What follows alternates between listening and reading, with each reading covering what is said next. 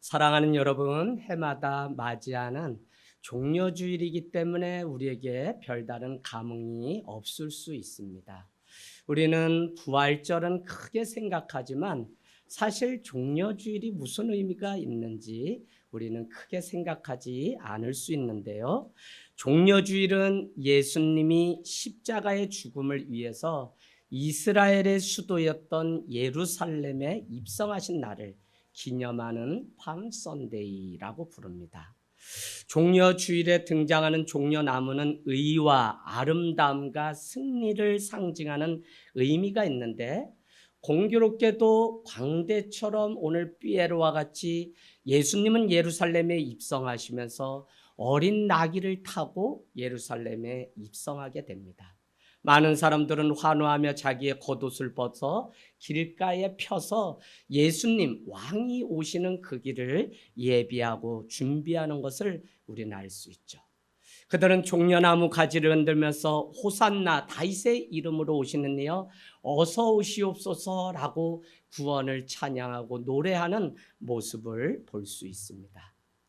2023년 종려주일이 우리에게 어떤 의미가 있을까요?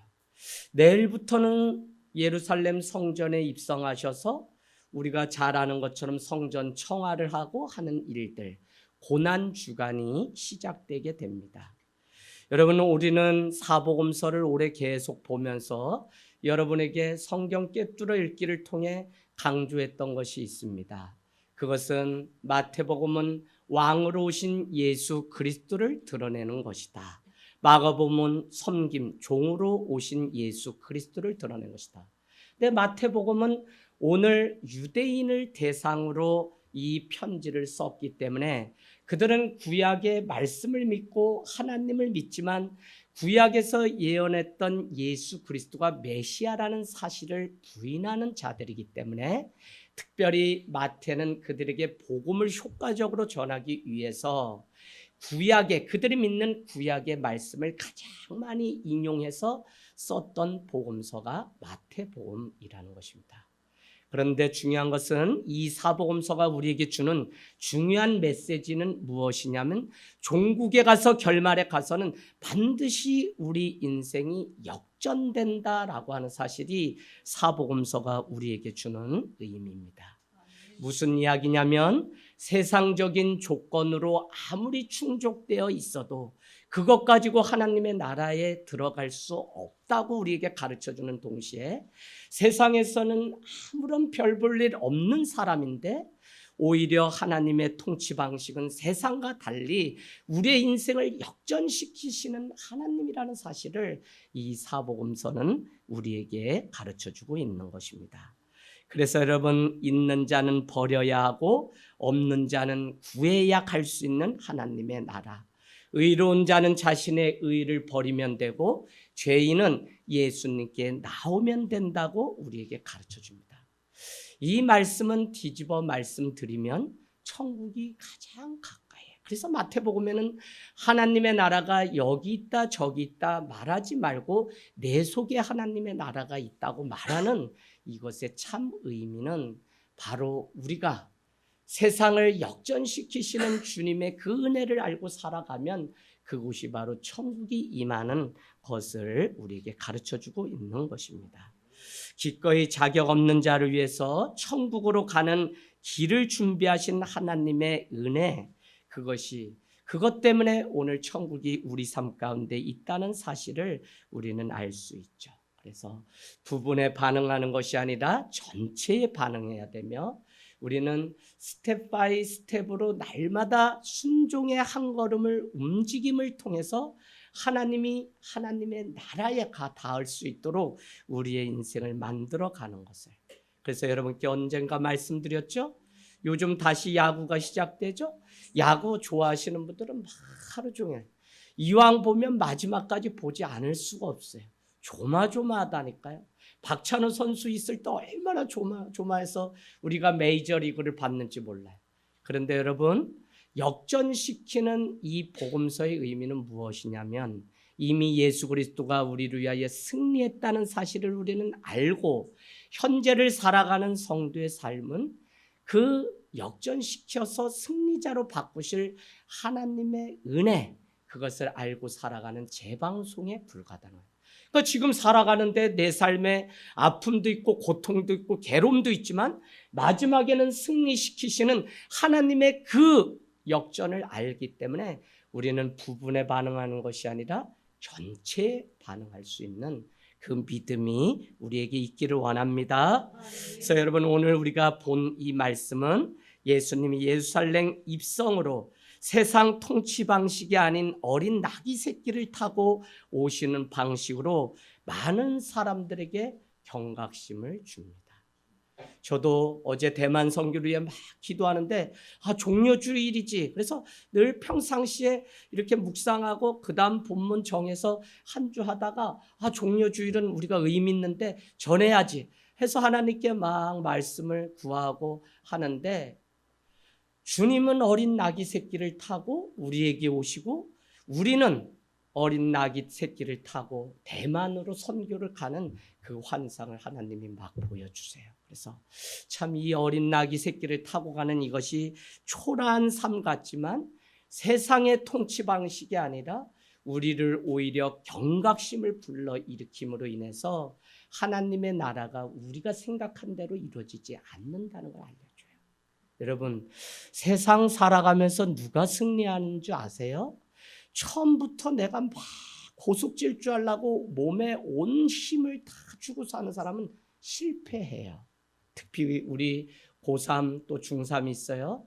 무슨 얘기냐면 힘을 어떻게 쓰느냐가 그 인생을 멀리 롱런하게 만드는데, 재밌는 것은 무엇이냐면 오늘 어린 나귀 새끼를 타고 예루살렘에 입성하신 주님의 모습이 마치 피에로의 모습 같지만 그는 그렇게 가야만 한 주 있는 고난 주간을 능히 힘을 빼고 시작해야만 마지막에 힘을 한 번에 몰아서 십자가를 질 수 있는 거지, 처음부터 자기 삶을 너무 긴장 가운데 막 잘하려고 뭐 하려고 여러분 실패합니다.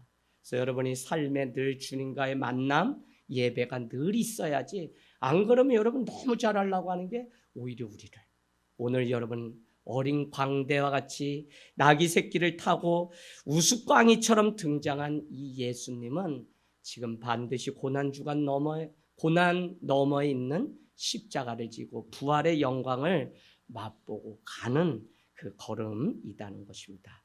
오늘 말씀 한번 볼까요? 10장 그 앞에 29절. 네, 아니네요. 네, 그 20장이죠. 20장. 예, 그 앞에 우리가 말씀을 쭉 보면 그 앞에 등장하는 29절에서 34절의 말씀은 무엇이냐면 맹인된 두 사람을 고치시는 장면이 나오죠. 그랬더니 그는 뭐라고 얘기하냐면 31절에 무리가 꾸짖어 잠잠하라 하되 더욱 소리를 질러 이르되 주여 우리를 불쌍히 여기소서 다윗의 자손이여라고 예수님을 향해서 말씀합니다. 그러니까 여러분, 오늘 종려주일 전에는 어떤 장면이냐면 시각 장애인을 고치시는 장면이 나오시고 다윗의 손자인 그 자손인 예수는 바로 치유하시러 이 땅 가운데 회복하시러 오셨다는 사실을 우리에게 가르쳐 주죠. 이제 그가 예루살렘에 가면 무너진 성을 회복시키시고 그는 또 계속적으로 만나는 저는 자, 눈먼 자를 회복시키고 무화과의 열매 없는 자를 회복시키는 장면이 21장에 계속적으로 등장합니다. 오늘 그가 십자가를 지고 골고다 언덕을 오르셨던 이 고난의 한 주간은 결국 예수 그리스도께서 십자가에 자기 보혈을 흘려야만 누군가는 나음을 입고 치유를 얻어 회복의 은혜를 경험할 수 있음을 오늘 말씀 앞뒤는 우리에게 가르쳐주고 있습니다. 여러분, 스가랴 9장 9절은 오늘 5절에 등장하는 21장 5절에 등장하는 말씀처럼 이미 예언해 놓았는데 겸손하여 낙이 곧 멍에 매는 짐승 새끼로 오셨다는 그 말씀을 우리에게 가르쳐줍니다. 또한 스가랴서는 오늘 말씀 9절에 등장하는 군중들이 무리들이 다윗의 아들이라고 환호하는 그것조차도 이미 다 예언해 놓으셨습니다. 그런가 하면 스가랴 13장 9절은 예루살렘을 치러 오는 이방 나라들을 그날에 내가 멸하기를 힘쓰리라 라고 하면서 예수 그리스도를 멸하고 그를 죽이고 배반하는 일들이 있을 것을 우리에게 예고했어요. 그런가 하면 스가랴 13장 7절 말씀은 만군의 여호와가 말하노라 카라 깨어서 내 목자 내 짝 된 자를 치라 목자를 치면 양이 흩어지려니와 작은 자들 위에서 내가 내 손을 들이우리라. 이 말씀은 다시 말씀드리면 구약에도 이미 목자 되신 예수 그리스도를 치게 되면 그를 따르던 양이 다 흩어질 것을 우리에게 가르쳐주고 있다는 것입니다. 여러분, 그러면서도 계속적으로 구원자로 오셔서 예수님이 그 일을 성취하실 것을 스가랴는 우리에게 가르쳐 줍니다. 오늘 마태복음 9장으로 한번 가보실까요? 9장 35절. 마태복음이 말하는 예수님이 이 땅에서 오셔서 하시려고 하는 사역은 9장 35절을 보면 이렇게 성취됩니다. 같이 읽겠습니다. 9장 35절 시작. 예수께서 모든 도시와 마을에 두루다니사 그들의 회당에서 가르치시며 천국 복음을 전파하시며 모든 병자 아멘 아멘. 예수님은 천국 복음을 모든 족속에게 전하시고 모든 병과 약한 것을 고치시기 위해서 회복의 주님으로 이 땅에 오셨다는 것입니다. 여러분, 육신에도 피곤함이 있고 또 한 주 살아가면서 여기저기 아프다는 소식을 우리가 다 들으면서 살아요. 그러면 왜 예수님께 나와야 되냐? 그 예수님만이 우리를 치유하시고 고치시러 오셨기 때문에, 그것은 우리의 영혼육을 다 고치시는 분이기 때문에. 더 정확히 말씀드리면 주님의 말씀은 날쌘 검과 같아 보이지 않는 혼과 영과 골수까지 쪼개는 능력이 있기 때문에 암세포 때문에 고민하시는 분들 기도하십시오. 최초의 주님이 오셔서 하신 말씀 창세기 1장 3절 빛이 있으라니 빛이 있었고 저녁이 되고 아침이 되니 첫째 날이니라. 아픈 부위를 향해서 날마다 예수 그리스도의 빛이 있으라고 명령하는 기도를 하면 반드시 치유를 경험하는 일들을 보게 될 것입니다. 여러분, 그 일을 나귀를 타고 오셔서 겸손의 모습으로 오셨지만 그 앞에 기다리고 있는 것은 고난이었다는 것입니다. 그래서 결국 화평과 하나님의 통치가 이루어지는 그 과정은 고난이 반드시 있다는 사실을 우리에게 가르쳐 줍니다. 스가랴 9장 10절은 이미 약속하였던 것처럼 내가 에브라임 병거와 예루살렘의 말을 끊겠고 전쟁하는 활도 끊으리니 그가 이방 사람에게 화평을 전하고 그의 정권 예수 그리스도의 정권은 바다에서 바다까지 이르고 유브라데 강에서 땅끝까지 이르리라. 예수님이 오시면 이방 사람에게는 화평이 전해지고 예수님의 통치가 이방 땅끝까지 임하여서 주님의 나라가 이루어질 것을 우리에게 가르쳐 줍니다. 종려주일에 종려나무가지의 의미는 뭐라고요? 의와 아름다움과 승리.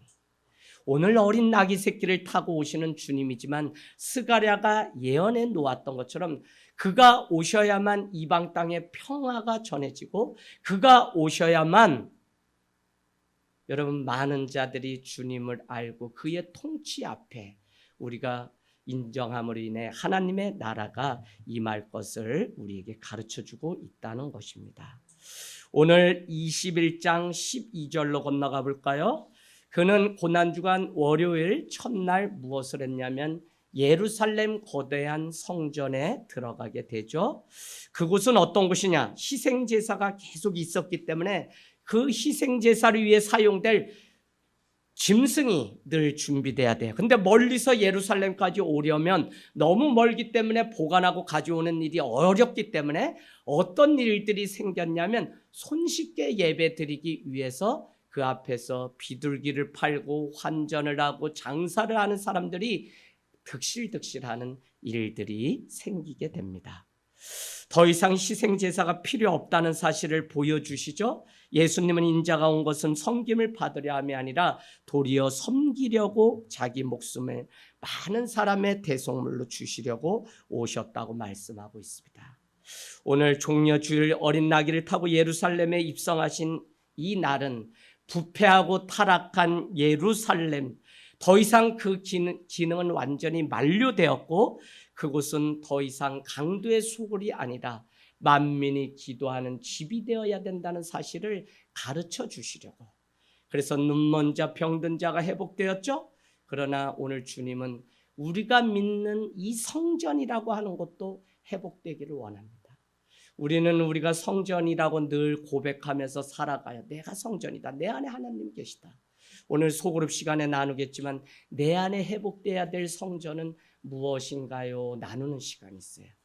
여러분, 정말 우리 안에 거룩함으로 가득 찬 성전이 되지 않으면 예수님의 그 고난이 정말 왜 있었는지 우리는 알게 된다는 것이죠. 우리가 코로나를 보내면서 진정으로 회복돼야 되는 한 가지가 있다면 저는 제발 겸손하라고 말씀드리고 싶어요. 지금은 내가 이렇게 살고 저렇게 살고 젊어서 살고 그러나 이윽고 우리의 몸도 쇠하여서 금세 병이 듭니다. 여러분, 남이 병든 게 아니라 내가 병든 때도 와요. 더 이상 근육이 수축돼서 뭘 더 이상 움직일 수 없고요. 더 이상 뇌의 뭘 기능을 저장할 수 없을 때가 옵니다. 왜 제가 이 말씀을 드리냐면 그와 같은 자가 나이기 때문에 내 이웃을 향하여 긍휼함을 가지고 그가 그런 것이 아니라 나도 그럴 수 있기 때문에 불쌍히 여기고 나그네나 객이나 과부를 불쌍히 여기는 마음으로 살기를 원합니다.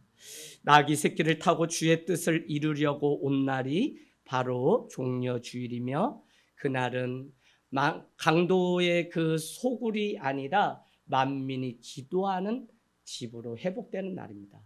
기도가 여러분 무슨 의미인지 아세요? 기도는 다른 것이 아니라 오늘 말씀을 통해서 제가 깨닫게 된 것은 무엇이냐면 기도는 우리의 통치 방식으로 하나님의 나라가 이루어지지 않고 하나님의 뜻대로 이루어지는 것이 하나님의 나라이기 때문에 우리의 기도는 어떻게 바뀌어야 되냐? 내가 하나님 이런 뜻이 있는데 하나님 이거 들어주세요는 기도가 아니에요. 더 성경적인 기도는 무엇이냐?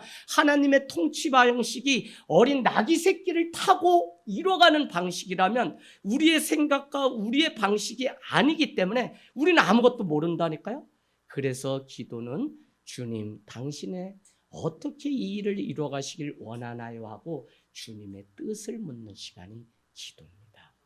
우리는 막 응답받다 뭐 하지만 사실 기도의 가장 뜻은 하나님, 내게 이런 일인데 이 일을 어떻게 통치하시고 움직이시려고 하시는지 주님, 주님의 뜻을 보여주세요 하고 묻는 것이 바로 기도라는 것입니다. 할렐루야. 우리 이 기도가 살아나야 돼요. 현대인들 많이 돌아왔지만 이 겸손의 멍에를 메시고 처음에 오셔서 성전을 청소하되 다른 거 아니라 기도하는 집으로 이 하셨던 주님의 마음을 우리가 이해한다면 오늘날 이 교회가 얼마나 무너졌는지 여러분 아셔야 돼요. 우리가 주중에 마음이 막 너무 괴로워서 기도를 뜨겁게 했어요. 무슨 120년 된 교회가 커피숍으로 바뀐 건 아무것도 아니에요. 오산 관내에 그렇게 오래된 교회 건물이 4년째 숨기고 거기서 격투기하는 장으로 교회가 바뀐 걸 알고 저희가 깜짝 놀랐어요. 뭐 어느 때가 되면 뉴스에 다 나오겠죠. 여러분, 정말 이 교회가 회복되고 성전이 회복되고 특별히 우리가 모이는 이 교회보다 정말 주님이 내 속에 계신 이 마음의 성전, 이 지성소가 주님 만나는 날마다 뜨거운 이 관계가 회복되지 않으면 우리는 어떻게 된다 했죠? 죄 가운데 살 수밖에 없어요. 죄는 다른 게 아니에요. 하나님과의 관계가 끊어진 게 죄예요. 하루를 살면서 가만히 제 자신을 보면 뭐 나중에 간증하겠지만 내가 괜히 했다. 기껏 남을 돕고 섬기고는 괜히 했다고 하니 이게 병이지. 왜? 알아주지 않고 저 사람 무슨 소득이 나인데 뭐 줄 것도 아닌데 괜히 했다. 날도 더운데 괜히 했다. 이런 생각이 순간 들 수가 있어요.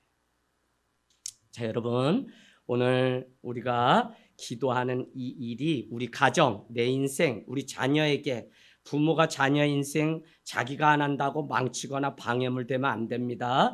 반드시 보여준 대로만 하게 돼 있어요. 그래서 여러분이 기도에 우리 하늘땅교회가 기도가 회복되기를 원합니다.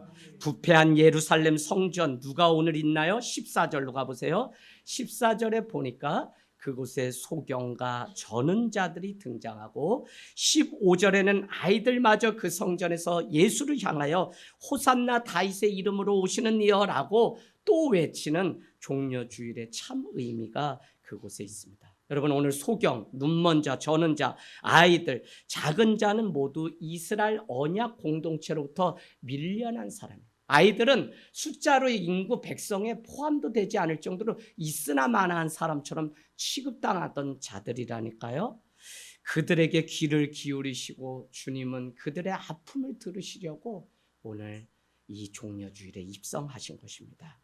예수님이 찾아간 사람들은 죄인들과 버려진 자들이었고 그들을 치유하여 그 언약의 중심부로 돌려보내려고 왔다는 거예요.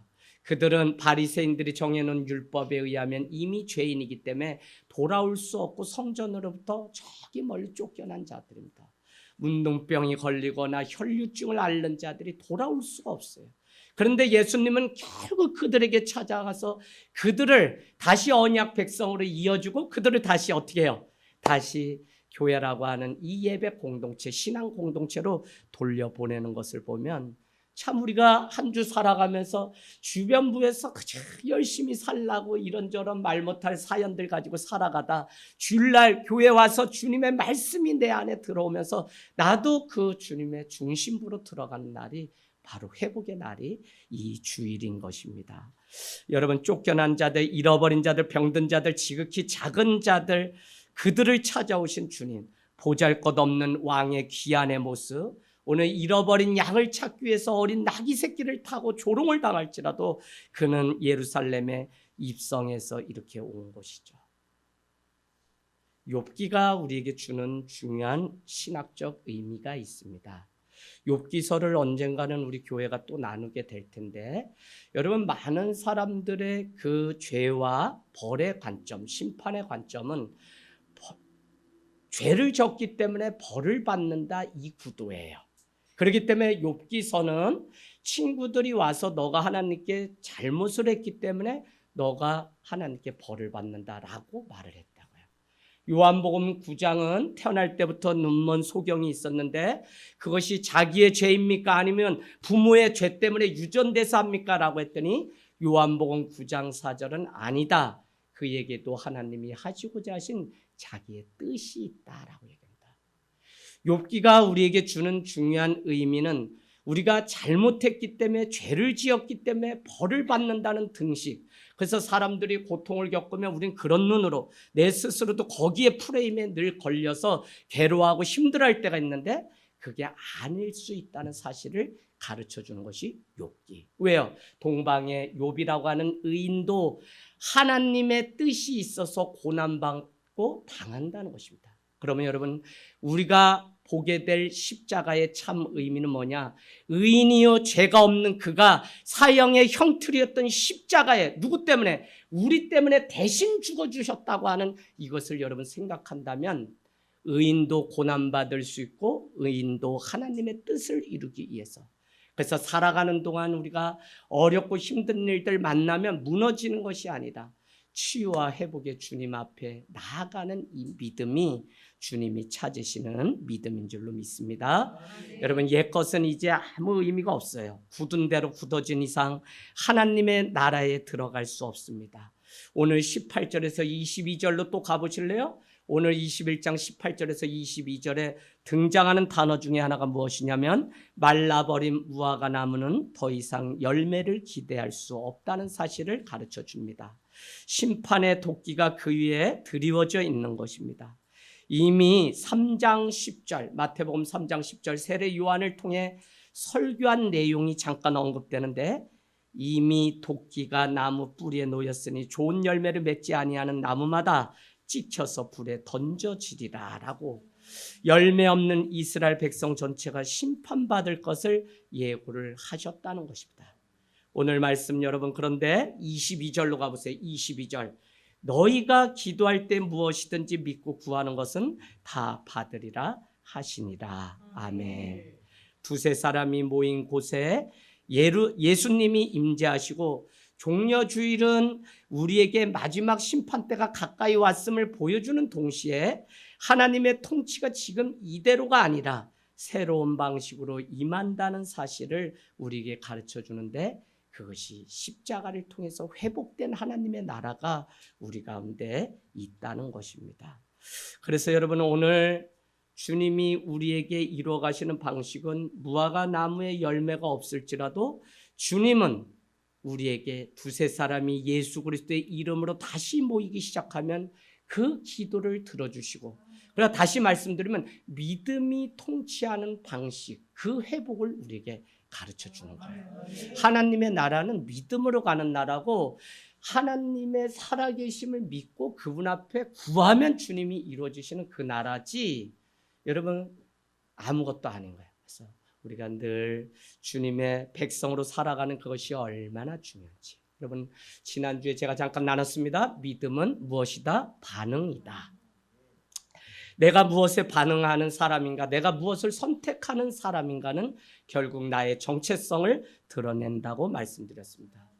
예수를 외치면서 내가 예수님께 반응하려고 했던 사람들이 등장하는가 하면 그렇지 않은 사람이 있죠. 그래서 여러분, 어떻게 죄를 지어도 반응하냐면 예수님을 찾아야 되는데, 가인은 아벨을 죽이고 내가 내 아우를 지키는 자입니까? 라며 자기의 죄를 발뺌하는 방식으로 반응했기 때문에 구원을 받지 못하는 것입니다. 우리 죄를 지을 수 있어요. 죄 짓지 말라고 성경이 하는 게 아니라 죄를 지을 수 있지만 그 죄 가운데 우리는 통치받는 것이 아니라 하나님은 믿음의 방식으로 우리를 전복시켜 역전시키는 방식을 우리에게 가르치고, 결국 그 일을 위해 누구든지 예수 그리스도를 믿으면 다 구원을 얻는다고 가르쳐 놓은 것이 성경의 가장 큰 핵심이라는 것입니다. 그래서 여러분, 우리는 이 믿음에 반응을 해야 되는데 풍랑이 일 수 있어요. 위기가 찾아올 수 있어요. 그러나 피곤해서 고물을 베는 주님을 흔들어 깨우는 제자들이 있습니다. 그들에게 예수님 뭐라고 하냐? 이 믿음이 적은 자들아 라고 책망하십니다. 그러나 바다와 바람도 저가 누구기에 잠잠케 되는 은혜를 경험하게 됩니다. 오늘 내가 무엇에 반응하며 살아가는가는 너무 중요합니다. 왜 이 말씀을 드리냐면, 오늘 제자 둘을 택하여서 너는 벳박의 건너편 마을에 가서 그 나귀와 나귀 새끼를 끌고 오라는 것입니다. 이게 말이 돼요? 그러나 그들은 순종해서 갔습니다. 만일 이것이 잘못된 것이냐 말을 할 경우에는 너는 그의 주인에게 주가 쓰시겠다 말하고 끌고 와라. 그러고는 오늘 말씀 제목과 같이 선지자의 하신 말씀이 이루려 함이라 라고 하면서 곧 멍에를 맨 그 나귀 새끼를 타고 오는 예수님의 그 장면이 등장하고 있는 것입니다. 여러분, 그렇게 들어오는 그곳에 호산나를 외치는 사람들의 모습을 보면 오늘 두 제자도 믿음으로 순종의 반응을 보였고, 그 나귀의 주인도 반응을 보였고, 주의 말씀이 선지자를 통하여 하셨던 말씀이 그대로 이루어지는 대로 오늘 나귀 새끼를 타고 예수님이 오시는 거구나 라고 그것을 기뻐하며 종려나무를 흔드는 그 백성에게도 주의 말씀은 순종 가운데 응하여진 것입니다. 여러분, 오늘 순종의 이 반응이 결국은 예수 그리스도의 부활과 다시 오심을 준비하는 놀라운 사건이 되었다는 것이죠. 그래서 우리가 종려주일 고난주간 내일부터 있게 되는데요, 부활주일은 나는 어떤 사람으로 살아가고 있는지를 스스로 점검하는 기간으로 삼으려고 40일 전교인이 공동체 릴레이 금식 기도회를 하고 있습니다. 여러분, 한번 써놔 보실까요? 반응이라고 하는 단어 왜 중요하다 그랬죠? 믿음이란 하나님의 말씀이기 때문에, 하나님이 은혜를 주셨기 때문에 반응하는 것이라고 제가 계속 정의를 내렸어요. 반응은 뭐죠? 리액션이라고 그랬죠? 리액션. 액션은 말씀이 아니라 내가 하고 싶어서 그냥 내 마음대로 행동하는 걸 액션이라고 한다면 믿음에서 말하는 이 반응이란 뭐냐? 하나님이 내게 말씀하셨기 때문에 순종하려고, 은혜를 주셨기 때문에 나는 불가능하지만 그것에 순종하려고 반응을 보이는 리액션이 믿음이라는 거예요. 또 써놔보세요. 반응은 리스판스입니다. 리스판스. 근데 리스판스가 반응이 있으면 우리는 어빌리티, 능력이 됩니다. 이것을 우리는 합쳐서 리스판서빌리티 이렇게 얘기하죠. 그게 뭐냐? 책임감이라는 단어예요. 책임은 아무에게 주지 않아요. 반응하는 자에게 일을 맡기시고 한 달란트를 더 주고 그 믿음에 반응하는 자가 하나님의 쓰심 가운데 그에게 책임과 사명을 주는 거지, 반응 안 보이면 뭐 그냥 아무 소용이 없는 거죠. 그래서 여러분, 오늘 예수님은 구원을 이루기 위해서 하나님의 말씀에 반응하심으로 십자가에 기꺼이 달려 돌아가심으로 하나님의 약속하심을 이뤄가시려고 오늘 나귀 새끼를 타고 어린 강대와 같이 그곳에 있는 모습을 우리는 볼 수 있습니다. 하지만 주님은 가장 작은 자로 겸손의 왕으로 오심을 알아보는 자가 큰 자입니다. 마태복음 25장 45절은 내가 진실로 너희에게 이르노니, 25장 45절, 이 지극히 작은 자 하나에게 하지 아니한 것이 곧 내게 하지 아니한 것이라. 하나님은 작은 자의 하나님이지 큰 자의 하나님이 아니에요. 여러분, 내 삶의 소소한 일상 가운데 작은 자의 그 하나님을 우리가 날마다 경험하면서 살아가기를 원합니다. 저는 뭐 제 간증을 하고 마치려고 합니다. 우리 지난주네요. 지난주 요새 이제 벚꽃도 참 좋고 하니까 정심을 차를 두고 뭐 이렇게 나가서 보통 먹고 오는데, 우리 이제 같이 먹고 목사님이랑 우리 전도사님은 집에 좀 들렸다 와야 되고 이런 상황이에요. 그래서 제가 혼자 걸어서 오는데 우리 여기 입구에 무슨 할머니가 강아지도 타고 사람 아이도 타는 걸 뭐라 그러죠? 유모차. 네. 그래서 유모차에 파지를 잔뜩 싣고 출발을 준비하려고 힘을 잔뜩 쓰고 계세요. 80이 다 되시는데. 저희가 옷가지를 마서 1년이면 독거노인위에서 쌀도 사드리고 뭐 이랬던 교회잖아요. 그래서 저희가 그런 분이 크게 보여요. 그래서 제가 막 달려가서 할머니 그거 제가 끌고 갈 건데 어디까지 갖다 주면 되나요? 했더니 할머니가 전동 넘어라는 거야. 그래서 아이 뭐 그냥 끌면 되겠지 했더니 젊은 양반, 내가 여기 옆 건물에 책을 많이 이거 많았는데 폐지를 많았는데 저거 누가 가져가면 큰일 나니까 차가 있으면 이걸 좀 실어다 줄 수 있냐고 그래요. 그래서 차가 지금 없고 이제 식사하고 가지고 잠깐 나갔을 거 없어요. 그래서 전화를 막 해서 최낙도 목사님, 김혜스터 전도사님 오면서 여기에 이렇게 좀 있으니까 오다가 요거 좀 막아주고 그렇게 씻고서 이렇게 오면 좋겠다. 그래서 목사님 곧 갈게요. 뭐 이래서 저는 오는 줄 알고 조금 끌어보니까 바퀴가 빠질 정도로 흔들릴 정도로. 그러고 보니까 이게 남이 가져갈까 봐 할머니가 이빠이 됐으네. 아주 엄청 많이 싣고선 출발했는데 도저히 끌 수가 없는데 이걸 출발한 거예요. 제가 가면서 3번 했는데 첫 번째는 그냥 왜 안 오지? 차가 오면 거기다 같이 싣고 갈라 그랬는데 중간쯤에 갔는데 최낙도 목사님이랑 안 와요, 차가. 그래서 뭐든지 했다면 이렇게 느리니까 이게 뭐가 좀 맞아야지. 네, 너무 힘들다. 그래서 이제 가기 전에 소리를 정도 가면 오겠지 했는데 안 와요. 그래서 승질은 나는데 그냥 땀도 나고, 그래서 끌고 어떻게 할머니가 말씀해 주신 그 빌라에 딱 가서 놓고 저는 오는데 이제 그렇게 해서 한번 유턴해가지고 싣고서 올라가더라고요. 그래서 이제 왔어요. 와서 저희가 모여서 얘기를 하는데 무슨 얘기를 하냐면, 목사님 큰일 났어요. 왜요? 제가 뭐 요즘 식당에서도 막 강제로 그러면 사장님 큰일 납니다 하고 막 신천지가 막 이렇게 포교하고 막 성경 공부하자고 막 이러거든요. 지금 뭐 온라인이고 막 주저앉아 있는 사람들 막 강력하게 신천지들이 지금 난립니다.